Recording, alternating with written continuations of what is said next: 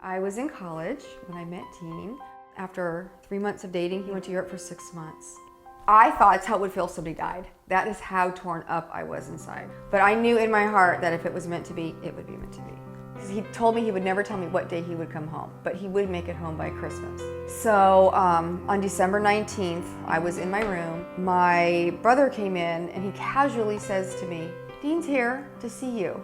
So I threw everything up and went to the front door, and there he was with long hair because he was, going around Europe. I remember telling him, "It feels like you've never left." He told me we were going out to celebrate my new job. He walked me out by the water and he pulled out a ring and asked me to marry him. We got married a year later, and then after we got married, I didn't want to have children for a good 4 to 5 years because I was really into my career. And lo and behold, 6 months after we got married, I got pregnant. I was like shocked, and he was calling everybody he knew to tell them. So he was really excited, and he came home, and I remember he took all these pictures.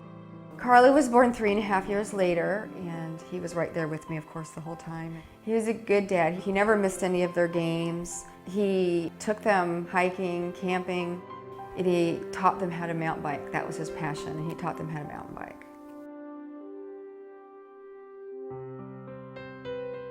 He was diagnosed in 2001 with a primary brain tumor the size of a doctor's fist. He underwent 4 surgeries, chemo, radiation, and a gamma knife surgery. Chemo obviously wasn't working. So they asked me if I wanted to take him off the chemo, and I said yes. Why take chemo when you know you're just gonna make yourself suffer more? So we lived here at the house with the hospice care for about 10 days when one night his seizures got really, really bad. And then on the phone, one of the nurses said, "When you're ready, we will send an ambulance out and we'll take him to the hospice house." I climbed in bed with Deane, putting my face next to his face and saying, "I never want to forget this moment." We were all there with him in his last moments.